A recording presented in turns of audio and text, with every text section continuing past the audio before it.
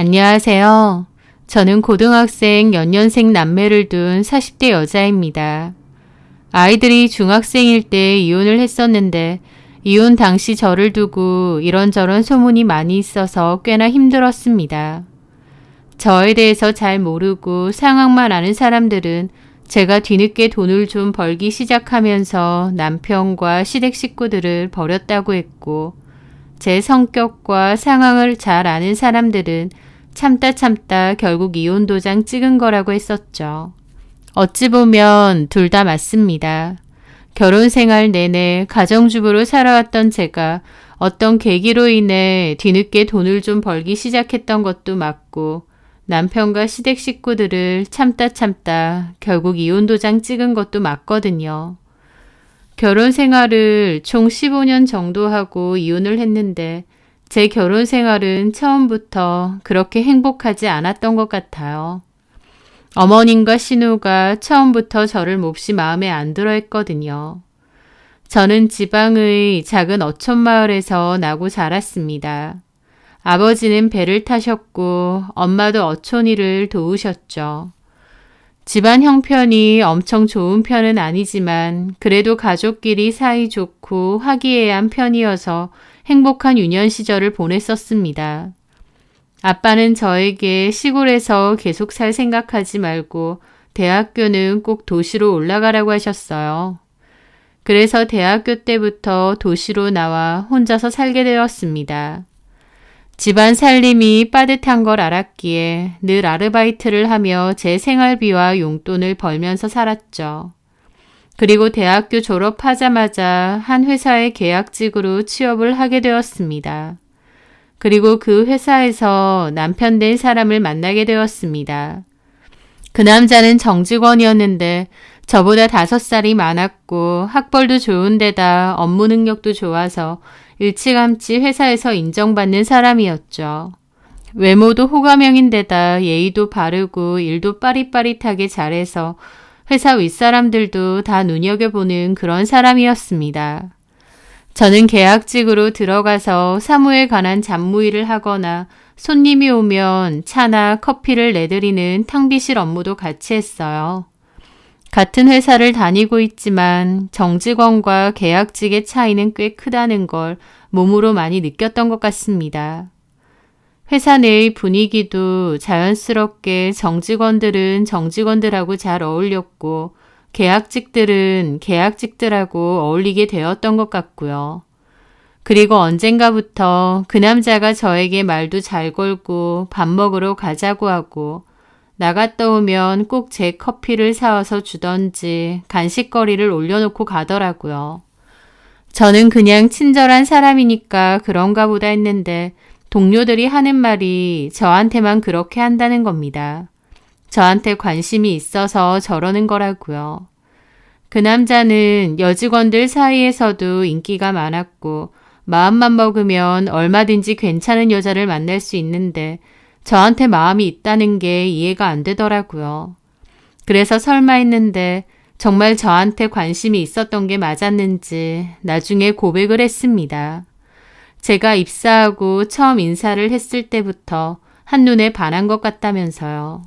자기도 나름 연애도 많이 해보고 여사친들도 많은 편인데 저를 보고는 마음이 떨렸다고 고백했죠.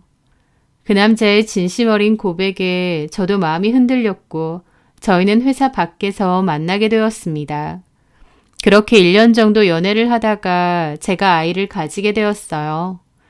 홈전 임신이라 몹시 당황스러웠는데 그 남자는 뭐가 문제냐며 결혼하면 되지 않느냐, 오히려 축복이라고 하더라고요. 자기만 따라오면 된다고 했는데 그 모습이 꽤나 믿음직스러웠습니다. 저도 그 남자의 말만 믿고 따르면 된다고 생각했는데 막상 현실은 그리 녹록치 않았습니다. 그 남자의 어머니와 여동생이 단박에 저를 반대했거든요. 하나부터 10까지 제가 마음에 드는 부분이 하나도 없다고 하셨죠. 학벌도 안 좋고 직업도 언제 잘릴지 모르는 계약직에 부모님은 시골에서 어부일을 한다고 하고 따로 모아놓은 돈도 없다고 하고 뭐 하나 마음에 드는 구석이 없다고 하셨습니다. 솔직히 어머님으로부터 그 얘기를 직접 듣는데 제가 생각해도 제가 마음에 안 드실 것 같더라고요.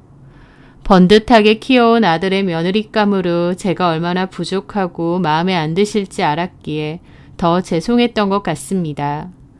제 나름대로 저에게 주어진 환경 안에서는 열심히는 살았을지언정 남들이 보기에 그럴듯한 조건은 없었으니까요. 가족들의 반대에도 그 남자는 제가 임신을 했기 때문에 무조건 결혼할 거라고 했습니다. 어머님은 뒷목을 잡으셨고 그에 못지않게 그 남자의 여동생도 저를 마음에 안 들어 했습니다. 그 남자의 여동생은 그 남자와 10살 터울인 어린 동생이었고 저보다도 5살이 어렸습니다. 그때 당시 학생이었는데 예술고등학교를 다닌다고 했었고 발레를 전공한다고 했었죠. 그 여동생도 저 같은 새언니는 싫다고 길길이 날뛰었어요. 우리 오빠가 왜 언니 같은 사람이랑 결혼하느냐 그랬죠. 반대를 직접적으로 당하니 정말 가슴 아프고 비참했습니다. 하지만 그렇다고 뱃속의 아이를 포기할 순 없었어요. 또 저도 그 남자가 너무 좋기도 했고요. 결국 저희는 결혼을 강행했고 어머님과 여동생도 어쩔 수가 없었습니다. 그런데 막상 결혼 허락을 받아내고 나서도 또 문제가 있었어요. 어머님이 저에게 혼수를 요구하셨는데 제가 그때 돈이 별로 없어서 어머님이 원하시는 혼수를 할 수가 없었거든요. 고향에 있는 저희 여동생도 대학을 진학해야 했기에 그동안 제가 모은 돈은 다 여동생 등록금을 보태주었습니다. 일한 기간도 짧고 계약직이라 월급도 적은 편이었는데 그마저도 동생 등록금에 보탰기 때문에 제가 가진 돈은 별로 없었죠. 고향에 계신 저희 부모님도 저 결혼한다고 해주실 수 있는 돈이 따로 있지도 않으셨고요. 그래서 제가 갖고 있는 돈이라고 해봤자 있는 것 탈탈 모아도 500만 원 정도가 전부였는데 어머님은 꼴랑 500으로 시집 오겠다고 하는 거냐고 또다시 뒷목을 잡으셨죠. 양심이 없느냐고 저한테 소리도 지르셨고요. 저는 죄인 같은 기분으로 연거푸 죄송하다고 했고 그 남자는 제가 사회생활 한 지 얼마 안 됐기 때문에 돈이 별로 없을 거란 건 알았다며 엄마 말은 신경 쓰지 말라고 했습니다. 여차저차 결혼은 했지만 결론적으로 저는 혼수를 하나도 안 해간 셈이었어요. 가뜩이나 마음에 안 드는 며느리인데 결혼한다면서 빈손으로 온 꼴이라니. 결혼 시작도 전에 엄청난 트집을 잡히며 시작한 거였습니다. 당연하게도 결혼 시작과 동시에 시집살이는 시작되었습니다. 어머님은 대놓고 제가 너무 마음에 안 들고 자기 아들이 제대로 헛발질한 것 같다는 얘기를 자주 하셨어요. 자식을 키우면 한 번은 속을 썩힌다던데 그게 결혼이 될 줄은 몰랐다면서 어떻게 골라와도 너 같은 걸 골라오느냐는 소리까지 하셨죠. 늘 인상을 쓰고 저를 보셨고 한숨도 푹푹 내쉬고 혼잣말로 마음에 안 든다, 마음에 안 들어 라는 소리도 잘하셨습니다. 그런 소리를 들을 때면 저도 너무 서글펐지만 애써 못 들은 척 했었죠. 신우도 마찬가지였습니다. 다른 사람과 저를 비교하며 깎아내리기 일쑤였죠. 남편이 저랑 사귀기 전에 만났던 여자가 있었는데 남편하고는 별로 안 좋게 헤어진 걸로 알거든요. 남편도 그 여자를 별로 떠올리고 싶지 않아 했고요. 그럼에도 신우는 꿋꿋하게 그 언니가 새언니가 될 줄 알았다며 툭하면 저와 비교질을 해댔죠. 언니, 우리 오빠 전 여자친구는 어떤 사람인지 들었어요? 대강요. 우리 집에 한번 데리고도 왔는데요. 약사였어요. 그 언니 아빠는 대학병원 의사셨고 얼굴도 예쁘고 성격도 너무 좋아서 엄마나 나나 그 언니가 참 좋았거든요. 우리 오빠랑도 너무 잘 어울리고 우리 집하고도 참 잘 어울리고 당연히 그 언니랑 결혼할 줄 알았는데 참 사람 일은 모르는 건가 봐요. 그쵸? 이런 식으로 전 여자친구와 저를 비교하면서 잘 깎아내리는 겁니다. 저는 어머님과 신우가 저에게 함부로 말해도 성격상 잘 받아치지도 못했습니다. 그냥 그런 말 들으면 그랬느냐 억지로 웃고 말 수밖에 없었습니다. 어머님은 주변 분들에게도 제 욕이나 험담을 잘하셨어요. 결혼식 같은데 다 같이 가면 제가 옆에 있는데도 친척분들에게 대놓고 제 욕을 잘하셨죠. 요즘 세상에 돈 한 푼 없이 맨몸으로 딸랑 시집오는 여자가 있다는 말 들어봤니? 나는 내가 그런 며느리를 얻을 거라고는 생각도 못했다. 내 아들이라서가 아니라 반듯하고 뭐 하나 크게 빠지는 거 없이 잘 컸잖아. 저렇게 키워놓으면 뭐해. 쥐뿔도 없는 애먼년이 홀랑 빼가버리는데. 아휴, 내가 우리 아들 결혼만 생각하면 뒷목이 꽉 뭉친다. 라고 하시고요. 틈만 나면 주변 분들의 며느리는 어떻고 그 집안이 어떻고 하시면서 저와 비교를 했습니다. 그리고 저에게도 너는 시집 잘 가서 좋겠다. 가난한 집에서 쥐뿔 없이 커와도 남편 하나는 잘 얻었으니까 남편 복은 있나 보다. 네가 생각해도 남편 잘 물은 것 같지 않느냐. 그런 소리도 곧잘 하셨습니다. 제가 화내거나 대응을 잘 안 하니까 더 그러셨던 것 같아요. 저는 귀머거리 마냥 안 들리는 척하고 벙어리 마냥 입 꾹 다물고 지냈습니다. 제 성격이 답답하고 할 말 못하는 편인 것도 맞지만 또 제 마음속에서도 한편으론 그래, 내가 결혼할 때 돈 한 푼 안 해왔고 부족한 부분도 많으니 내가 탐탁치 않으신 게 당연하겠지 라는 생각도 좀 있었습니다. 제 스스로도 내가 못나서 그런 거라고 여겼던 거죠. 그리고 차라리 그렇게 생각하는 게 마음이 더 편하기도 했고요. 시모는 제 모든 것을 마음에 안 들어 했지만 그래도 제가 만드는 음식은 좋아하셨어요. 그래서 나중에는 아예 일주일에 2번씩 반찬을 만들어 오라고 시키셨습니다. 매주 반찬 만들어서 일주일에 2번씩 꼬박꼬박 갖다 드리는 것도 쉬운 일은 아니었어요. 하지만 유일하게 어머님이 저에 대해서 인정하는 부분이라고 생각해서 힘들어도 결혼 생활 내내 그렇게 했던 것 같아요. 결혼 생활 동안 제 자존감은 바닥을 기었던 것 같습니다. 하고 싶은 말도 제대로 못하고 늘 참고 내 탓이다 생각하며 살았죠. 지금 생각해보면 어머님과 신우의 오랜 무시를 당하면서 제 스스로도 저를 하찮게 봤던 것 같기도 합니다. 내가 남편에 비해서 많이 부족하고 모자라다는 생각을 늘 했고 어머님에게 미안한 마음까지도 좀 있었던 것 같아요. 어머님 하시는 말 맞다나 아들 잘 키워놓고 저처럼 마음에 안 드는 며느리를 보셨으니까요. 하지만 돌이켜보면 그런 게 다 일종의 가스라이팅이 아닌가 싶습니다. 저를 먼저 좋아하고 쫓아다닌 것도 남편이고 헤어지자는 저에게 결혼하자고 매달린 것도 남편이에요. 제가 억지로 싫다는 남편 붙잡은 것도 아니고 서로 좋아서 한 결혼인데 마치 저만의 잘못인 양 제가 순진한 아들을 의도적으로 꼬셔낸 양 저를 미워하고 탓한다는 건 말이 안 된다고 생각합니다. 저도 좀 당당했어야 했어요. 하지만 그때는 그런 생각까지도 못하고 그냥 늘 고개 숙이고 기죽어서 지냈던 것 같아요. 제가 그렇게 저자세로 나오니까 어머님도 신우도 저에게 더욱 함부로 했던 것 같고요. 게다가 남편까지도 제 편은 아니었습니다. 남편도 어느샌가부터 자기 엄마나 여동생처럼 자기보다 제가 못났다는 생각이 깔려 있었던 것 같고 당연히 제가 어머님과 신우에게 맞춰줘야 된다는 게 있었어요. 결혼 초반에야 그나마 저를 위로해주고 다독여줬다면 나중에는 당연하다는 듯이 엄마와 신우까지 챙기고 제가 희생하고 참기를 바라더라고요. 그 많았던 일들을 일일이 말은 못하지만 결혼 생활 내내 남편에게 서운한 것도 많이 쌓였고 자존감도 바닥을 기었던 것 같습니다. 가장 내 편이 되어야 할 남편조차도 자기 엄마랑 동생 입장에서만 생각하고 비슷하게 저를 무시했으니까요. 그렇게 결혼 10년 차가 됐을 무렵이었습니다. 남편은 그맘때 다니던 회사를 갑자기 그만두고 본인 일을 하겠다고 했어요. 저는 남편을 만류했습니다.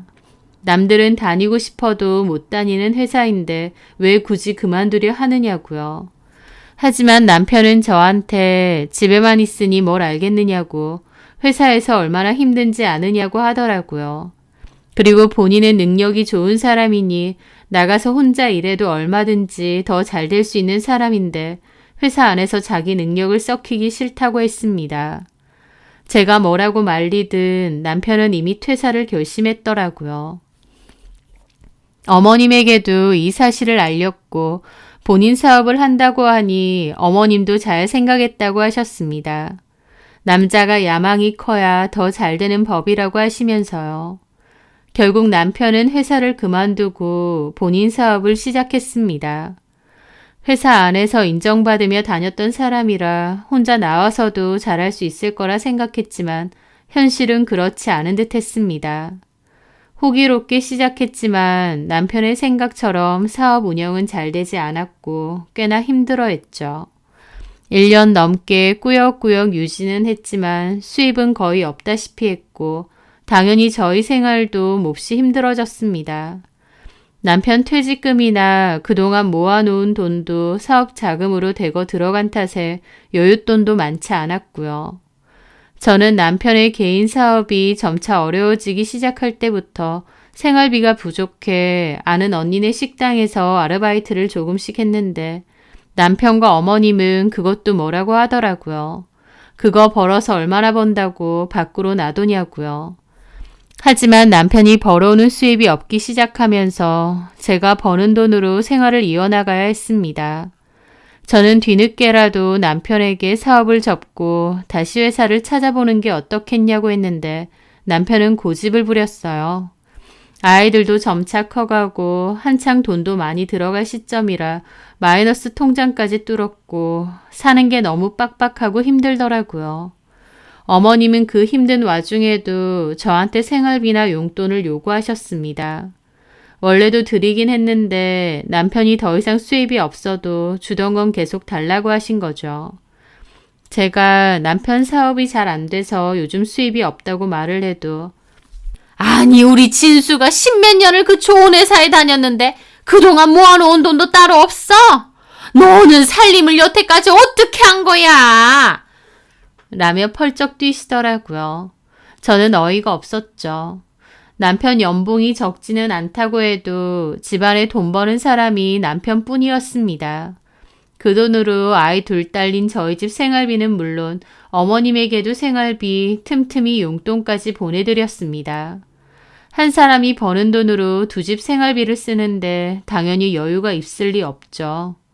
어머님도 따로 일을 하지 않으셨고 신우도 대학 졸업하고 나서도 간간히 발레 공연 관련 단기 아르바이트 정도만 했을 뿐 정기적인 수입이 없었거든요. 제 딴에는 오히려 저희 집 생활비를 줄여도 어머님에게 들어가는 돈은 유지하려고 노력했는데 이제 와서 저한테 따로 모아놓은 돈도 없느냐고 여태까지 뭐 했느냐고 화를 내시더라고요. 그러면서 저한테도 남편만 바라보지 말고 애들도 컸는데 일을 좀 하랍니다. 남편한테만 기대면 얼마나 부담스럽겠느냐고요. 제가 아는 언니 식당에서 아르바이트 할 때는 쪽팔린다고 돈 얼마나 번다고 밖으로 도냐고 하셔놓고 이제 와서는 남편 돈만 축내지 말고 일을 해서 돈을 좀 벌라고 하시더라고요. 어쨌든 남편이 사업을 접지 않고 적자만 계속 나고 있는 상황이라 저라도 따로 돈을 벌 곳이 필요하긴 했습니다. 그러던 차에 제가 일을 돕던 가게 주인인 언니가 개인 사정으로 가게를 팔 거라고 하더라고요. 저는 음식하는 것도 자신 있고 또 언니네 일을 도우면서 대강의 가게 운영에 대해서도 틈틈이 알게 되었습니다. 그래서 차라리 내가 인수를 받아서 할까 싶더라고요. 언니도 제가 인수받는 게 제일 좋을 것 같다면서 단골이 좀 있는 편이니까 제가 받아도 장사가 나쁘지 않을 거라고 했죠. 그렇게 많은 고민 끝에 제가 그 가게를 좀 싸게 인수받기로 했고 당장에 돈이 없어서 친정 부모님 도움도 좀 받았습니다. 남편과 어머님은 괜히 헛돈 날린다고 옆에서 난리를 쳤지만 막상 인수 받기로 하고 나니 제가 잘할 수 있을 것 같다는 자신감이 들더라고요. 그렇게 식당을 시작했습니다. 언니가 원래 하던 식당이긴 하지만 메뉴도 보완을 하고 홍보도 적극적으로 하고 제 나름대로 많은 변화를 주었어요. 언니가 하던 대로 해도 나쁘지는 않을 것 같지만 좀 더 장사가 잘 되게끔 노력을 했던 거죠. 특히 저희 엄마가 고향에서 잘 해주시던 반찬과 메뉴도 선보였는데 그게 꽤나 인기를 많이 끌었습니다. 그 메뉴가 저희 식당 대표 메뉴가 되면서 멀리서도 저희 식당을 찾으러 오시는 분들이 꽤 됐거든요. 언니가 운영할 때도 장사가 나쁘지는 않았지만 제가 운영을 맡고 나서부터 손님도 정말 많이 오고 장사도 잘 됐습니다. 직원도 구하고 정신없이 일을 했었죠.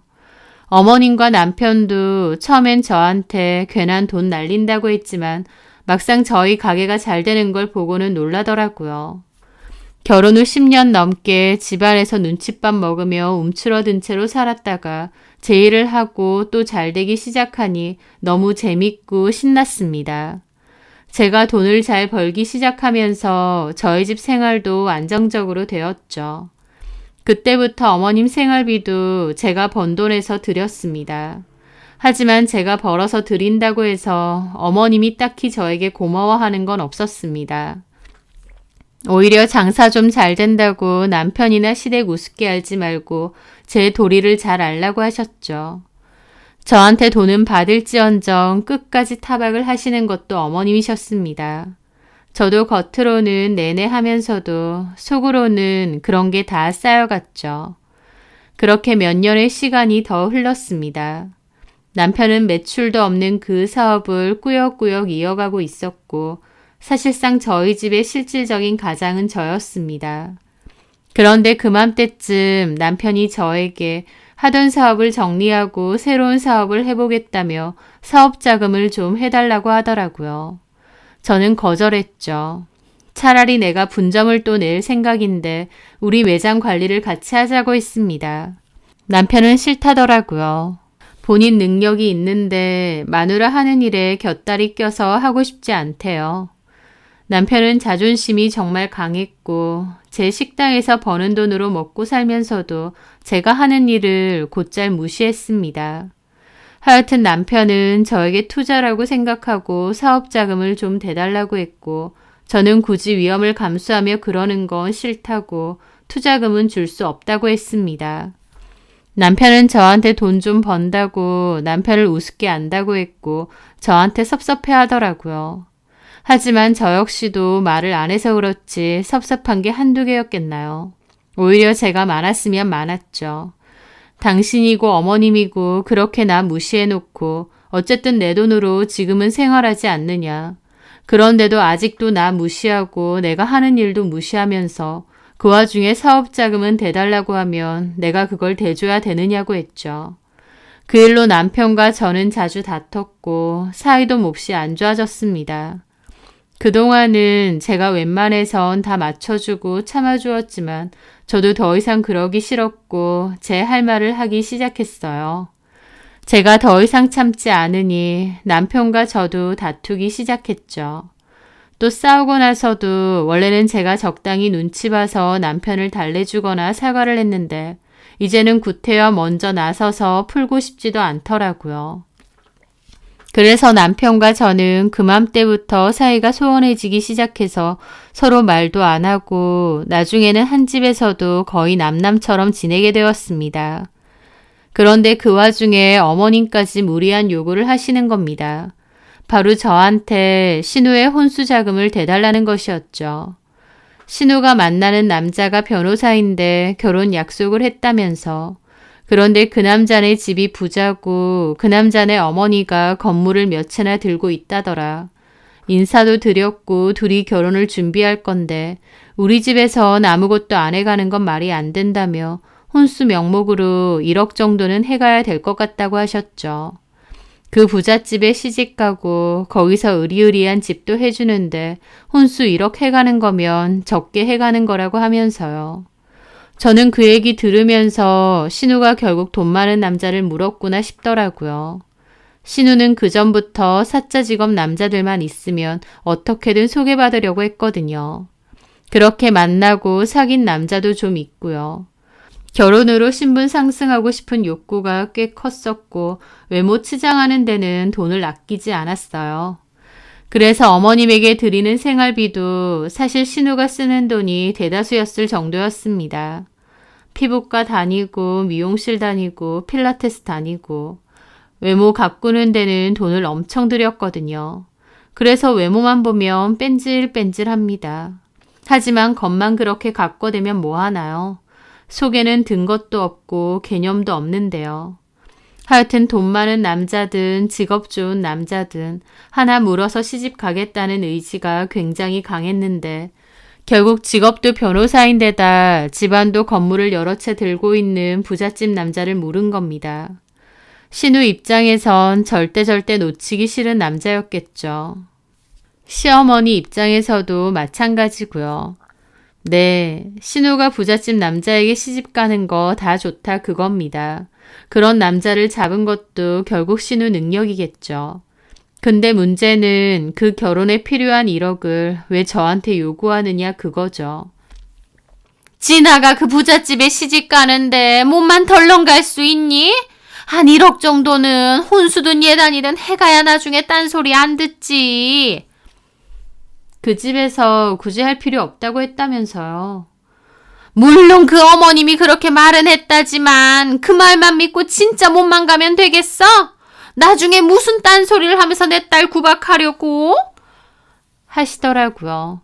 제가 결혼할 때 맨몸으로 왔다고 결혼 생활 내내 저 무시하고 구박하셨으니 자기 딸도 그냥 맨몸으로 가면 똑같이 구박당할 거라 생각하시는 듯 했죠. 어쨌든 너한테도 또 좋은 거야. 우리 구서방이 변호사 아니야. 너도 장사를 하고 있으니 알겠지만 은근히 송사 휘말릴 일도 많고 변호사 필요한 일도 많다. 그럴 때 집안에 변호사가 하나 떡하니 있으면 얼마나 든든하고 좋아. 제가 필요한 일이 있으면 정식으로 변호사 사무실에 돈 주고 의뢰하면 되는 거죠. 답답한 소리 한다. 돈 주고 변호사 사서 쓰는 거랑 집안 식구로 있는 거랑 같아? 어쨌든요, 어머님. 저 그만한 돈 없습니다. 왜 없어? 진수 말 들어보니 있다던데. 진수가 그 돈 사업자금으로 좀 보태달라고 해도 네가 싹 모른 척 했다던데. 저 분점 내려고 준비하고 있고 거기에 들어갈 돈이에요. 운영하고 있는 거 하나나 똑바로 하지 뭐하러 분점은 또 내. 너도 욕심이 보통 아니다. 괜한 짓 버리지 마. 그 돈으로 남편을 도와주던가 그게 아니면 신우 시집 가는 거나 도와주지. 그 말에 저는 저도 모르게 코웃음을 쳤습니다. 어머님은 표정이 일그러지시더라고요. 너 지금 웃었니? 남편 사업한답시고 제대로 된 매출 있어 본 게 손에 꼽을 정도예요. 그런데 뭘 믿고 남편에게 주나요? 게다가 아가씨 결혼 자금을 왜 저한테 요구하세요? 얘 말하는 것 봐라. 진아가 남이야? 네 신우야. 그런데요. 신우라고 해서 또 가족이라고 해서 저한테 뭐 도움된 거 있어요? 뭐? 그리고요, 어머니. 어머님도 이럴 때만 가족이에요? 어머님이 여태까지 저 무시하고 가족으로 인정하고 싶지도 않다고 하셔놓고 왜 돈 필요할 때는 가족이라고 하세요? 제가 어머님 가족 맞아요? 저 그냥 이 집에서 시녀고 하인이나 다름없지 않았나요? 저도 너무 악에 받쳐서 두 눈 똑바로 뜨고 따졌습니다. 사실 결혼 생활하면서 제 얘기 똑바로 한 건 그때가 거의 처음이 아니었나 싶을 정도였어요. 저도 웬만치 나이도 들었고 내가 왜 남편이고 시댁 식구들에게 계속 고개를 숙여야 되는지 이제 모르겠더라고요. 답답이로 15년 정도 지냈으면 저도 뭔가 깨닫는 게 있었을 테니까요. 하지만 제가 처음으로 기어오른다고 생각하니 어머님은 눈이 뒤집히셨죠. 야! 너 술 먹었니? 아니면 약 먹었어? 어머님 때문에 술 먹고 싶고 약 먹고 싶은 적 많았죠. 어머님도 참 대단하세요. 저한테 미안하지도 않으세요? 저도 결혼하면서 해온 거 없지만 반대로 어머님한테도 딱히 받은 거 없습니다. 그러면서도 결혼 생활 내내 저희 친정 무시하고 저 무시하고 근데도 제가 드리는 생활비며 용돈은 다 받으셨죠. 저도 이제 정신 차렸어요. 가만 생각해보니 내가 왜 그래야 되는지 모르겠더라고요. 근데 그 와중에 아가씨 결혼자금 1억이요. 그럴 일 죽어도 없습니다. 아가씨 결혼일은 어머님과 아가씨가 알아서 하세요. 이야, 사람만큼 무서운 거 없다더니 나는 네가 이렇게 또록또록 따져내는 인간인 줄 처음 알았다. 그러셨겠죠. 제가 그동안 바보 멍청이처럼 살았으니까요. 남들이 그러대요. 돈도 잘 버는 식당 사장님의 남편이고 시댁 식구들 다 건사하면서 고맙다는 말은 못 들을지언정 왜 무시당하고 사느냐고요. 누가 그래? 누가 그런 허튼 소리해? 너 혹시 남자라도 생겼니? 참나, 됐습니다, 어머니. 저도 더 이상 안 참겠다는 말씀 드리는 겁니다. 아가씨 결혼은 알아서 시키세요. 그리고 더 이상 반찬도 못 해드립니다. 반찬이 필요하시면 사서 드세요. 저는 그렇게 말하고 어머님 집을 나왔습니다. 내내하고 순종적으로 살아오니까 사람을 어디까지 무시하시나 싶더라고요. 남편은 그 일로 거품 물고 난리를 치면서 이혼당하고 싶냐는데 와, 어머님 못지않게 남편도 상황 파악이 안 되는구나 싶더라고요. 이혼하고 싶으면 해줄 테니까 어디 서류 들고 오라고 했습니다. 제가 그렇게 나오니까 남편도 흠칫하더라고요. 그러고 나선 어머님께 사과를 드리라느니 하길래 사과를 받을 사람이 누군데 사과 운운하느냐. 이혼해 줄 테니 서류 들고 오라고 큰 소리 쳤습니다. 제가 오히려 엄청 세게 나가니까 남편은 더 이상 입도 뻥끗 않더라고요. 이제 와서 이혼당하면 지 손해니까요. 남편의 태도를 보면서 애초에 처음부터 저를 사랑하고 좋아했다기보다 지 입맛에 맞게 굴어서 나를 좋아했나? 내가 시골에서 올라오고 순진해 보이고 잘 휘둘릴 것 같으니까 나를 선택했나? 싶은 생각까지 들더라고요. 하여튼 저는 남편과 시댁 식구들과 사이가 몹시 안 좋아졌고 이혼까지 생각하고 있었습니다. 남편과 어머님은 제가 돈 좀 벌었다고 본성이 나온다지만 저도 참고 참았던 게 그맘때 다 터지는 것 뿐이었어요. 어쨌든 이혼에 대한 얘기까지 오가며 갈등이 심해지고 있던 때였습니다. 그맘때 가게에 관한 일로 건물주인 최 사장님이 저희 가게에 들르셨어요. 저희 가게 음식도 좋아하셔서 일이 없이도 종종 와서 식사도 하고 가셨죠. 간단하게 가게 관련 의논을 끝내고 마침 식사 시간이라 제가 식사도 하고 가시라고 했습니다. 그럴까? 마침 배도 고프고 내가 또 여기 음식 좋아하잖아. 네, 평소 드시던 걸로 준비해드리면 되죠? 그래요. 그렇게 저는 음식을 내어드렸습니다. 저번에 뭐 분점도 생각한다고. 네, 바쁘네 아주. 근데 워낙 음식이 맛있어. 내가 바깥 음식을 즐기는 편은 아닌데 홍 사장네 식당은 일부러 와서도 먹잖아. 감사합니다. 우리 아들도 이거 좋아해서 언제 한번 같이 먹으러 와야 되는데 이제 며느리도 같이. 며느리요? 아드님 결혼 아직 안 하셨다고. 그 말에 최 사장님이 웃으며 말하시더라고요. 이제 곧 하거든.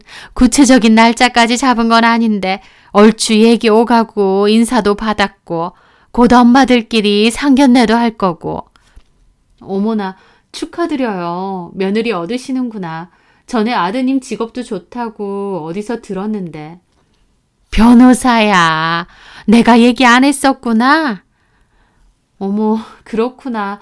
와, 최 사장님 너무 좋으시겠다. 에휴, 뭘.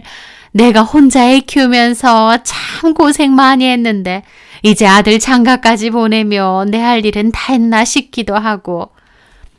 그렇게 저는 웃으며 얘기를 듣는데 문득 그 순간 신우가 떠오르는 겁니다. 결혼하려는 남자가 변호사고 그 어머님이 건물을 여러 채 들고 있다는 말이요. 설마 싶더라고요. 근데요, 최 사장님. 혹시 예비 며느리 되시는 분은 뭐 하세요? 발레 무용수야. 원래는 예술단 소속이었다는데 지금은 그만뒀다고 하더라고. 그 말에 저는 속으로 적잖이 놀랐습니다. 최 사장님이 말하는 사람이 저희 신우가 맞는 것 같더라고요. 물론 신우는 예술단 소속은 아니었지만 그건 잘 보이려고 거짓말을 한 것 같고 나머지는 저희 신우가 맞는 것 같았습니다.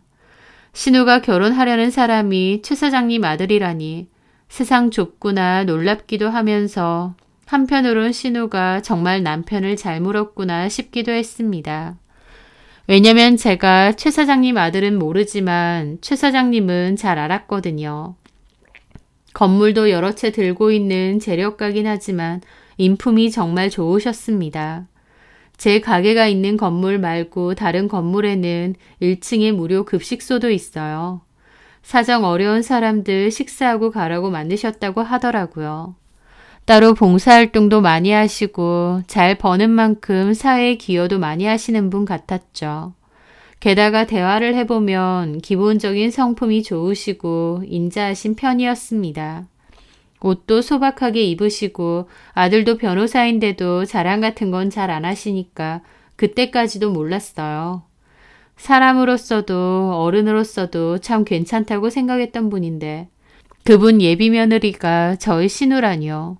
그 싸가지 없고 예의 없고 허영심 가득하고 결혼 잘하고 싶어서 앞뒤 가리지 않고 덤벼드는 그런 여자가 바로 저희 신우인데요. 속으로 황당한데 최 사장님이 그러시더라고요. 나는 우리 아들 며느리감으로는 다른 거 안 바라고 착하고 정직하고 사람만 괜찮으면 된다고 했거든. 몇 번 만나보니까 착하고 예의도 바르고 마음씨가 곱더라고. 봉사활동도 제법 한다고 하고. 최 사장님은 몇 번 만나본 저희 신우에 대해서 착하고 예의 바르고 마음씨도 곱다고 하시더라고요. 게다가 봉사활동이라니 저희 신우만큼 봉사정신과 가장 동떨어진 사람도 없을 겁니다. 그 가식적인 신우가 최 사장님 앞에서는 어떻게 연기를 하며 입안에 혀처럼 굴었을지 안 봐도 뻔했습니다. 저는 신우의 실체를 확 말할까 하다가 일단은 아무 말 안 했습니다. 며느리분이 저희 신우인 것 같다고 하면 어떤 사람인지 물어보실 게 뻔했는데 별로인 사람을 좋다고 거짓말할 순 없었거든요. 신우 성격이 평범한 정도만 돼도 좋게 말해줬을 건데 저도 15년간 당한 게 많다 보니까 신우 생각만 해도 속이 쓰렸습니다. 그런데 지 성격, 본성 다 감추고 인덕 좋고 돈도 많은 시댁으로 시집간다고 생각하니 솔직히 저도 너무 황당하고 어이없더라고요. 하지만 그렇다고 해서 제가 나서서 사실 신우 성격이 이렇고 저렇고 하는 건 좀 아닌 것 같기도 했습니다. 고자질하는 것 같기도 하고 또 신우가 저한테는 그래도 다른 사람한테는 어떻게 구는지 모르잖아요. 오히려 저만 신우한테 질투하고 뒷말하는 사람이 될지도 모르죠. 또 제가 신우에 대해서 최 사장님께 안 좋게 얘기하면 당연히 신우도 그 사실을 알게 될 거고 남편이나 어머님도 그 사실을 다 알게 되잖아요. 가뜩이나 남편과 사이가 안 좋은데 더욱 큰 갈등이 생길 것 같더라고요. 물론 이미 이혼까지 염두에 둘 정도로 사이가 안 좋긴 하지만 그것과 별개로 굳이 내가 나서서 일을 크게 벌일 필요가 있을까 싶기도 했습니다. 최 사장님이 좋은 분이라는 걸 알기에 그런 며느리를 맞이하는 걸 말리고 싶기도 하면서도 또 내가 뭐라고 그런 얘기를 나서서 할까 싶기도 하고 좀 복잡한 기분이 들더라고요. 그런데 그렇게 망설이던 저에게 그 남편과 시모가 선을 제대로 넘는 일이 생겼습니다. 저는 그 일로 결국 폭발해서 이혼 결심까지 하게 되었죠. 바로 남편이 제 카드를 훔쳐 시모에게 주었고 시모가 그 카드로 예단을 마련한 것이었어요. 은행 체크카드가 있는데 평소에는 신용카드를 쓰기 때문에 체크카드는 잘 쓰지 않고 서랍 안에 넣어두었거든요. 그런데 남편이 그 카드를 시모에게 몰래 훔쳐다 준 것 같고 시모는 그 카드로 신우 예단을 준비한다고 돈을 쓴 거였죠. 뒤늦게 그 사실을 알게 되고 남편에게 미쳤느냐, 남의 카드를 왜 훔치느냐 따졌더니 그게 왜 남의 카드냐며 본인이 더 큰 소리 치더라고요. 엄마가 지나 예단해줘야 된다고 해서 내가 그 카드 드렸어. 오빠가 돼서 동생 결혼한다는데 그 정도 도움도 못 줘? 진짜 막 나간다. 너나 너네 가족은 나를 얼마나 우습게 하는 거야? 그 카드가 당신 거야? 그 통장이 당신 거냐고. 와, 너네 가족 이제 막 나가네. 그리고 네 거 내 거가 어딨어 부부 사이에. 참 너나 너네 가족도 웃긴다. 돈으로 그렇게 사람 무시해놓고 내 돈은 어쩜 이렇게 자기 돈처럼 써대냐? 다 필요 없고 니네 엄마가 쓴 돈 다시 돌려놔. 그렇게 못하겠는데. 그럼 이혼이지. 이혼? 누구 맘대로 이혼이야? 내가 당사자인데 누구 허락받아야 돼? 나 더는 당신이랑 못 살아. 이혼할 거고 마음대로 갖다 쓴 내 돈 똑바로 돌려놔. 분명히 말했어. 그렇게 남편과 싸웠는데 남편은 지가 더 화를 내고 이혼 절대 못한다며 아이 집을 나갔습니다. 저는 너무 화가 나서 신우에게 전화해서 따졌어요. 아가씨 예단비를 왜 내 카드로 써요? 저희 오빠가 줬는데요. 그거 내 카드예요. 다 필요 없고 쓴 돈 다시 돌려주세요. 언니, 진짜 웃기네요. 오빠가 쓰라고 해서 쓴 건데 왜 나한테 난린대요? 오빠한테 말하든가. 내가 만만해요? 라면서 소리를 빽빽 지르는 겁니다. 저도 너무 열받더라고요. 야, 네 결혼한다고 썼으면서 뭔 소리야. 돈 똑바로 돌려놔. 남의 카드로 지르고 다녔다고 확 신고하기 전에. 뭐라고요? 신고? 언니 미쳤어요? 너네 오빠랑 너네 가족 때문에 미치겠다. 나 분명 경고했어. 돈 없으면 예단이고 뭐고 하지를 말던가. 어디 남의 돈을 훔쳐서. 훔쳐? 야, 너 말 다 했어? 엄마한테 얘기해줘? 돈 번다고 시건망 장난 아니네. 시집 올 때 거지같이 올 땐 언제고? 거지는 너랑 너네 가족이 거지겠지. 내 돈으로 먹고 산 거 까먹었냐? 야, 너 나중에 두고 봐. 나 결혼하고 나서 후회나 하지 마. 우리 가족한테 이렇게 한 거 딱 후회하게 만들 테니까. 네가 결혼을 하는데 내가 후회를 왜 하니? 네 마음대로 하고 돈이나 똑바로 돌려보내. 마지막 경고야. 저는 열받아서 전화를 끊었습니다. 이제 하다 내 돈까지 훔쳐가는데 저도 더 이상 못 참겠더라고요. 저는 그 일을 계기로 이혼하겠다는 결심을 확고히 했습니다. 여러 현실적인 이유로 미뤄왔던 결심을 제대로 한 거죠. 끝까지 저 무시하면서도 돈은 내놓으라는데 저도 더 이상은 이런 짓과 인연을 이어가고 싶지 않았어요. 제가 뭐가 부족해서요. 저는 남편에게 이혼 통보를 하려는데 전화를 받지 않아서 문자를 보냈어요. 이혼할 거다. 나도 더 이상은 못 참겠다. 협의가 안 되면 소송할 거다. 라고요. 남편은 읽고 나서도 답이 없더라고요. 그 다음날 저는 심란한 기분으로 가게 일을 했고 곧 마감 시간이 다 되었습니다. 그때 마침 최 사장님이 오시더라고요. 아직 안 끝났지? 안녕하세요. 네, 아직 마감 전인데. 잘 됐다. 포장 좀 해줘요. 집에 좀 들고 가게. 네. 그럼 나 화장실 좀. 최 사장님은 포장을 하러 오셨다가 화장실을 가셨고 저는 최 사장님 음식을 포장하고 있었습니다. 다른 직원들은 가게 문을 닫으려고 준비하고 있었죠. 그런데 그 순간 직원이 누구시냐고 다급하게 외치더라고요.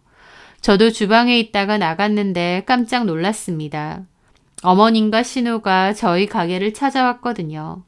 신우가 저를 가리키고 어머님은 얼굴이 시뻘개진 채로 저에게 달려오셨습니다. 다른 직원들까지 밀치면서요. 무슨 일이세요? 그런데 어머님은 대답도 없이 눈이 확 뒤집히더니 순식간에 제 머리채를 잡아 확 당기는 겁니다. 저는 너무 놀라고 무서워서 패닉 상태였어요.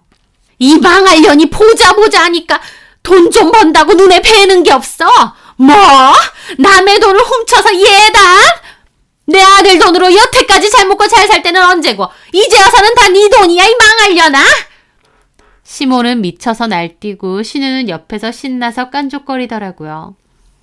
나한테 야야거리고 내가 우리 엄마한테 이른다고 했지? 이거 놓으세요.